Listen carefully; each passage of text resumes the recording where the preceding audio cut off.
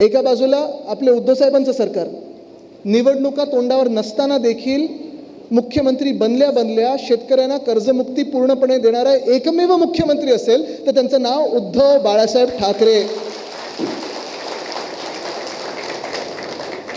कर्जमुक्तीच काय, मला आठवतं कोविडच्या काळात देखील अर्थचक्र बंद पडलं असताना देखील जेव्हा जेव्हा शेतकऱ्यांवर कुठचंही संकट आलं असेल, मग ते केळ्यांचे असतील, आंब्याचे असतील, काजूचे असतील, संत्र्याचे असतील, छोटे मोठे सगळे जे काही शेतकरी असतील, जेव्हा जेव्हा संकट आलं, तिजोरीत किती पैसे आहेत हे न पाहता आपल्या सर्व शेतकऱ्यांना धावून मदत करणारे एकमेव मुख्यमंत्री असतील त्यांचं नाव उद्धव बाळासाहेब ठाकरे.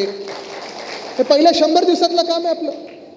महिलांवर जेव्हा अत्याचार वाढला तेव्हा देशात सर्वात कडक कायदा जो भाजपने रद्द केला, तो सर्वात कडक कायदा पारित करणारे म्हणजे शक्ती बिल पारित करणारे एकमेव मुख्यमंत्री ते म्हणजे उद्धव बाळासाहेब ठाकरे.